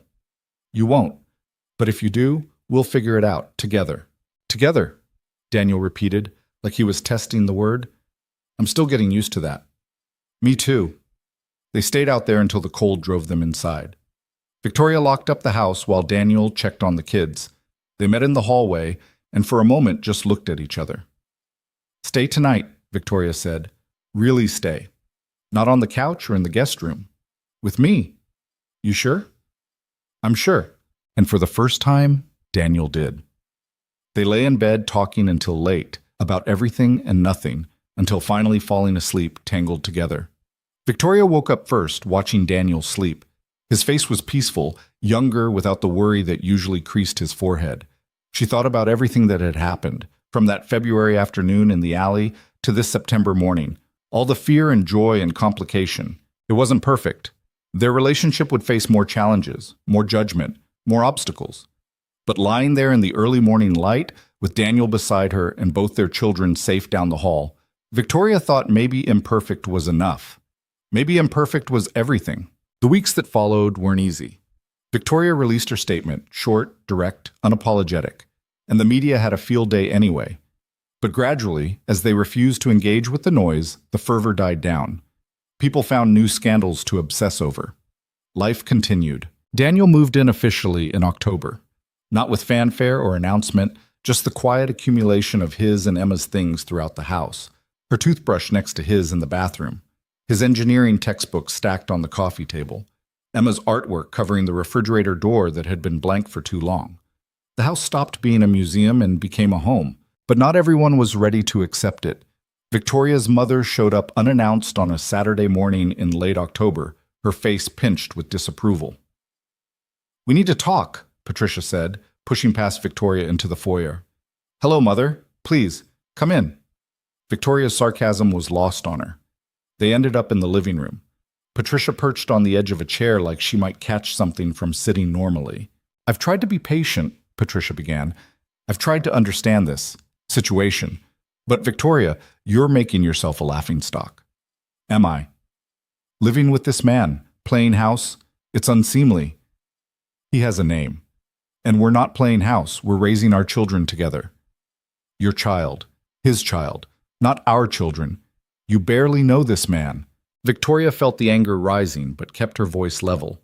I know him better than I knew most of the men you tried to set me up with after Michael died. Patricia's face flushed. Those men were appropriate, successful, from good families. Those men were boring and entitled and treated me like a trophy. Daniel treats me like a person. He treats you like a meal ticket. Get out. Patricia blinked. Excuse me? I said get out of my house now. Victoria, I'm your mother. Whoa. And I'm a 30-year-old woman who doesn't need your approval anymore. I tried to be patient. I tried to help you understand. But you don't want to understand. You just want me to live the life you think I should have. Victoria stood, walked to the door, opened it. So leave. And don't come back until you can be respectful to Daniel. You're choosing him over your own mother? I'm choosing happiness over judgment. There's a difference.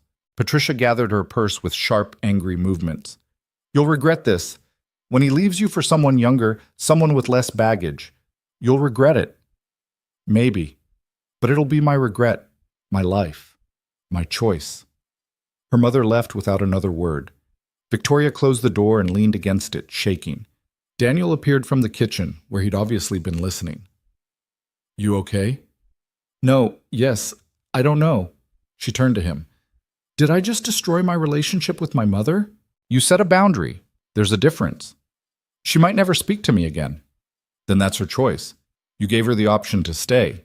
She chose not to take it. Victoria pressed her face into his shoulder. Why does doing the right thing feel so terrible? Because the right thing is usually hard. If it was easy, everyone would do it. They stood there in the foyer, holding each other, until Liam called down, asking if they wanted to see the Lego castle he and Emma had built. Normal life reasserting itself. Small mercies. That evening, after the kids were in bed, Victoria found herself in the kitchen staring at her phone. Catherine had sent her a link to a blog post. She shouldn't read it. She knew she shouldn't, but she opened it anyway. The post was titled, When CEOs Lose Their Way, Victoria Hale's Midlife Crisis. It was worse than the first article. More personal, more vicious. It questioned her mental state, her fitness to lead, whether she was neglecting Liam for her boy toy. Victoria felt sick. Daniel came up behind her, gently took the phone. Stop reading that garbage. They're saying I'm a bad mother. They're saying whatever gets clicks. It doesn't make it true. But what if they're right? What if I am neglecting Liam? What if... Victoria. Daniel turned her to face him. Liam is happy. Happier than he's been in years. I see it every day. You're not neglecting him. You're giving him a family. A broken family, not what he should have. There's no such thing as a perfect family. Just people doing their best. And you're doing your best. Victoria wanted to believe him, but doubt was easier than faith. The next few weeks tested them in ways Victoria hadn't anticipated. Daniel's ex-wife resurfaced, or rather, her lawyer did, claiming Daniel's improved financial situation meant she deserved back child support. It was obviously a cash grab, but it tied them up in legal meetings and stress. Emma had nightmares about her mother coming back to take her away. Then the company had a crisis. A warehouse fire in Ohio, 3 workers injured, the media asking if Victoria had been distracted, if her personal life had affected her oversight. She spent 72 hours straight managing the crisis, making sure the workers were taken care of, overhauling safety protocols. When she finally came home, Daniel had kept everything running. Liam's homework done. Emma's school project completed. Meals cooked, house cleaned, both kids happy despite Victoria's absence. How did you do all this? She asked, exhausted beyond words. Same way you run a company, one thing at a time, and a lot of coffee. I couldn't do this without you. Yeah, you could. You did it for 2 years before I showed up, but you don't have to anymore. That's the point. Victoria started crying, exhaustion and relief and gratitude all tangled together. Daniel held her while she fell apart, then put her to bed like a child. She slept for 14 hours straight. By November, things had settled into a new normal. The media attention faded. The legal issues with Emma's mother resolved when the judge threw out the case. The warehouse reopened with better safety measures. Daniel aced his midterms. Liam made the honor roll. Life wasn't perfect, but it was good. Thanksgiving arrived cold and clear. Victoria had initially planned something elaborate, catered dinner, formal table settings, the whole production. But Daniel had other ideas. Let's cook, he said. The four of us. Make it a family thing. So they did. Liam and Emma were put in charge of making pie, which turned into a flower fight that left the kitchen looking like a snow globe. Daniel handled the turkey. Victoria attempted mashed potatoes and only burned them a little. They laughed more than they cooked, made more mess than food, and it was perfect in its imperfection. As they sat down to eat, Victoria looked around the table, Daniel holding Emma's hand, Liam chattering about school, the mismatched plates because the formal china felt too stuffy, the slightly burned turkey that tasted better than anything catered ever had. This was what she'd been missing. Not perfection, not the Instagram-worthy life. Just this, messy, chaotic, real. What are you thankful for, Mom? Liam asked. Victoria's throat tightened. You and this family and second chances? I'm thankful for dinosaurs, Liam declared. I'm thankful we don't live in the old apartment anymore, Emma said quietly. Then looking at Victoria, and that you let us stay. I'm thankful for all of you, Daniel said, and for the fact that I'm not eating ramen for Thanksgiving. They ate until they were stuffed, then collapsed on the couch to watch football. Victoria dozed off with her head on Daniel's shoulder, both kids curled up between them, and thought about how far they'd come from that February afternoon. How much had changed, how much had healed.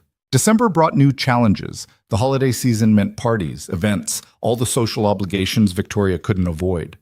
Daniel still tensed up at formal gatherings, still got uncomfortable when people whispered, but he was getting better at ignoring it, better at holding his head high. At the company Christmas party, Jonathan Pemberton approached them, the same man who'd called Daniel a charity case at the gala. Victoria, Daniel, he nodded at both. I owe you an apology. Victoria was too surprised to respond. I was out of line at the fundraiser, Pemberton continued. Said things I shouldn't have. I've been watching how you've handled the media circus, the business crisis. You've been solid, both of you. Thank you, Daniel said evenly. After Pemberton walked away, Victoria turned to Daniel. Did that just happen? I think he actually apologized. Hell must have frozen over. They laughed, and Victoria realized something had shifted. The whispers hadn't stopped, but they'd changed, from mockery to grudging respect. People were starting to see what she'd seen all along, that Daniel wasn't using her, that their relationship was real, that love didn't require equal bank accounts to be valid. Christmas Eve, Daniel did something Victoria didn't expect.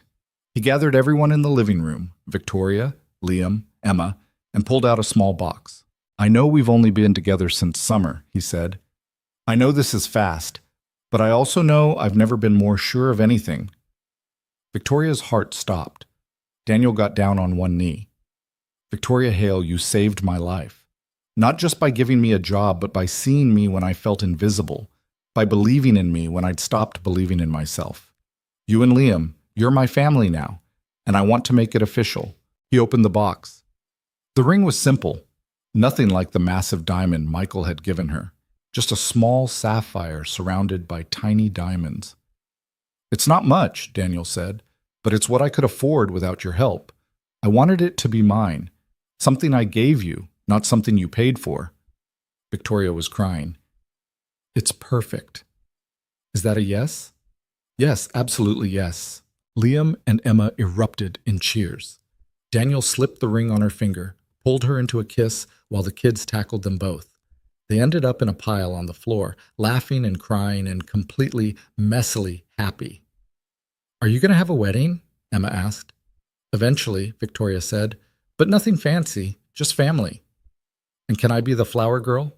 Absolutely. Can I be the ring bearer? Liam asked. And can we have chocolate cake instead of regular cake? We can have whatever cake you want, baby.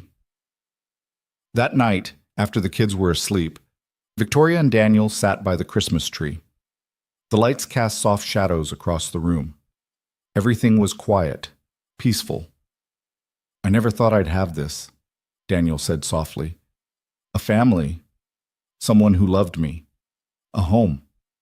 I never thought I'd want it again. After Michael, I thought that part of my life was over. You miss him? Sometimes, but not the way I used to. Now it's just grateful I had that time with him. Sad it was cut short, but not destroyed by it anymore.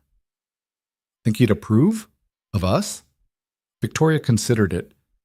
I think he'd want me to be happy, and Liam to be happy. So yeah, I think he'd approve. They sat in comfortable silence, watching the tree lights blink.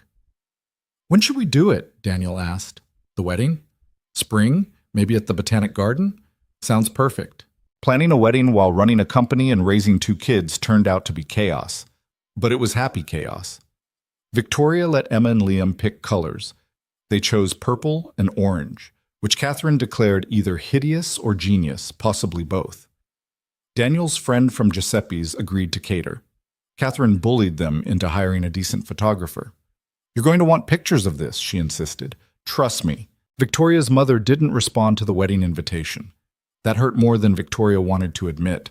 But her father's sister, Aunt Helen, who'd always been the family rebel, called to say she'd be there. About time you did something interesting, Helen said. Your mother will come around, eventually, and if she doesn't, that's her loss. The wedding was set for May, exactly 1 year after they'd fallen in love at the gala. But life had other plans. In March, Daniel came home looking shell-shocked. I got offered a job, he said. Victoria's stomach dropped. Where? Here, Chicago. Engineering firm. They saw my grades, want me to intern while I finish school. It's good money. Real career potential. That's amazing. Why do you look terrified? Because I'd be your equal, financially. Not completely, but closer. And I don't know how to be that person. Victoria took his hands. You've always been my equal. The job just makes it official. What if I fail? Then you fail. And we figure out what's next, together. Daniel pulled her close. How are you so sure about everything? I'm not. I'm terrified most of the time. But I'm more scared of not trying. He took the job. May arrived with perfect weather. The Chicago Botanic Garden was in full bloom, tulips and peonies and roses creating a riot of color. Victoria had insisted on a small wedding, just close friends, immediate family. No media, no spectacle. Catherine was Victoria's maid of honor. Daniel's friend Marcus from Giuseppe's stood up as best man.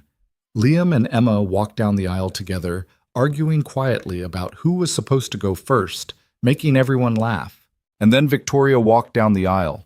No father to give her away because hers had refused to come, but Aunt Helen on one arm and Liam on the other. Daniel stood at the end, wearing a suit he'd bought himself, crying unabashedly. The ceremony was simple. They'd written their own vows. Daniel went first, his voice shaking. Victoria, you saw me when I was invisible. You loved me when I felt unlovable. You gave me a family when I thought I'd lost my chance at having one. I promised to see you, to love you, to be your partner in everything. Not because you need me to, but because I want to. Because choosing you every single day is the easiest decision I've ever made. Victoria was already crying. She took a breath, tried to steady her voice. Daniel, you saved my son, but more than that, you saved me. You reminded me that strength isn't about doing everything alone, that asking for help isn't weakness, that love, real love, isn't about perfection or status or any of the things I thought mattered. It's about showing up, being present, choosing each other even when it's hard, especially when it's hard. And I choose you, today and every day after. The officiant pronounced them married. They kissed while Liam whooped and Emma giggled and Catherine sobbed openly. The reception was held under a tent by the Japanese garden. Dinner was Italian food from Giuseppe's, the same restaurant where Daniel had worked, where this story had really begun. They'd hired a local band that played too loud and slightly off-key. Emma and Liam danced until they could barely stand. As the sun set, Victoria and Daniel snuck away to a quiet bench overlooking the water. The party continued behind them, but here it was just the two of them. We did it, Daniel said. We really did. Think we'll be okay. Long term? Victoria leaned her head on his shoulder. I think we'll fight and struggle and probably mess up a lot, but yeah, I think we'll be okay. That's not very romantic. It's realistic. Romance is easy. Showing up every day, doing the work, choosing each other when it's hard. That's love. Daniel kissed her temple. When did you get so wise? I learned from a guy who gave his lunch to a scared kid in an alley. They sat there as the light faded, watching the water, listening to the music and laughter from the reception. Two broken people who'd found each other. who'd built something real from the wreckage of their separate lives. It wasn't a fairy tale. There was no magical ending where all their problems disappeared. Daniel still struggled sometimes with feeling out of place in Victoria's world. Victoria still worked too much. Emma still had nightmares. Liam still missed his father, but they had each other.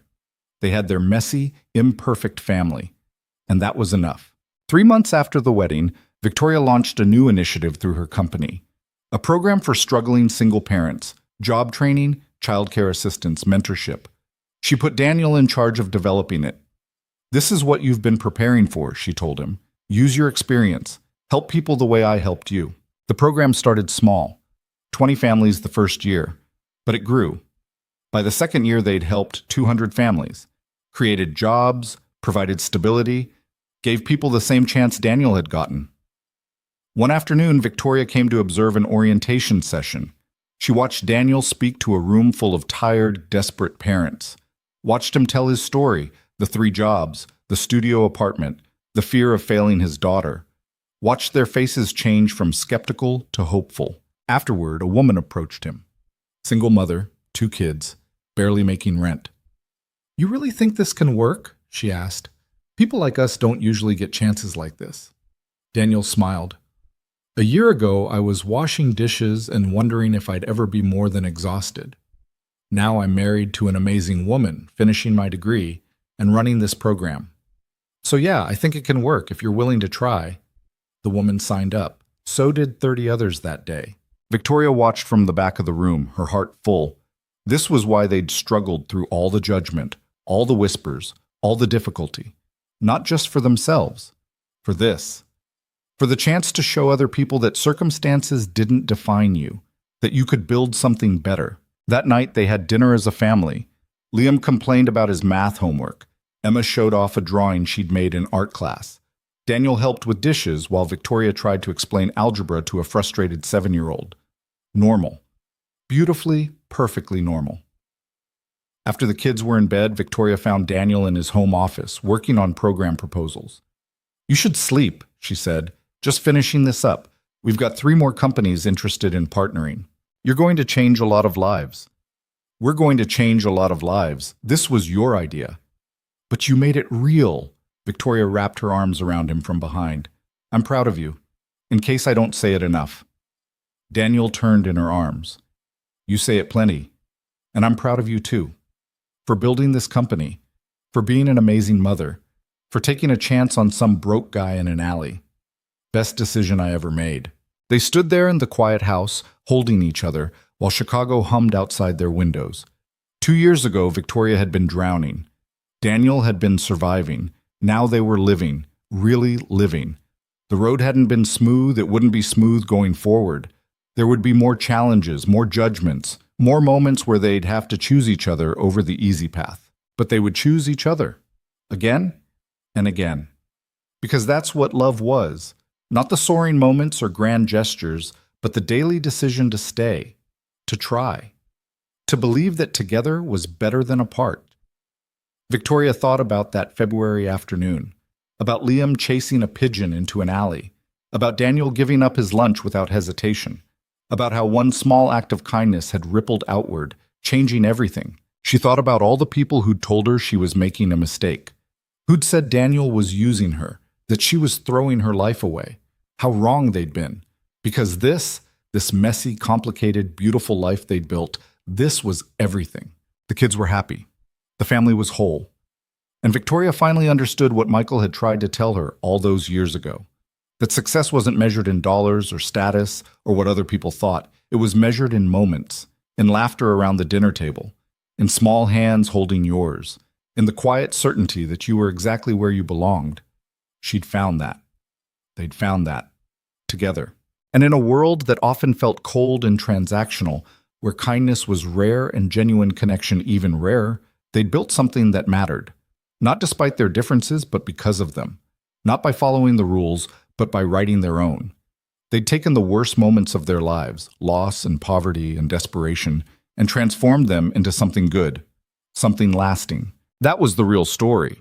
Not a fairy tale about a billionaire and a poor man falling in love, but a story about 2 people who'd been broken in different ways, finding each other in the wreckage, about choosing love over fear, about believing that everyone deserves a second chance at happiness, about understanding that sometimes the best things in life come from the most unexpected places, that kindness creates kindness, that one moment of genuine humanity can change everything.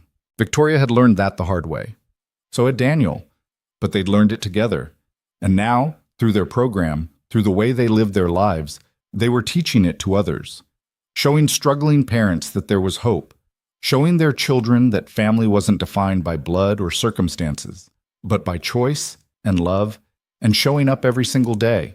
The journey from that alley to this moment hadn't been easy, but it had been worth it. Every difficult conversation, every moment of doubt, every time they'd had to choose each other against the world's expectations, worth it.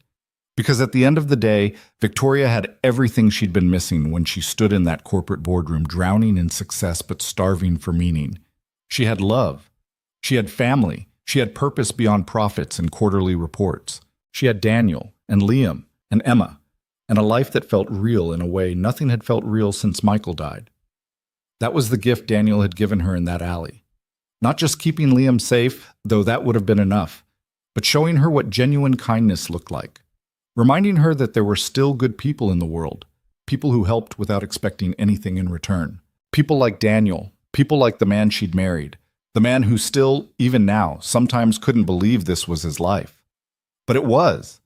This was their life, messy and imperfect and absolutely worth fighting for. And as Victoria climbed into bed that night, Daniel already asleep beside her, she sent a silent thank you to that pigeon that had changed everything.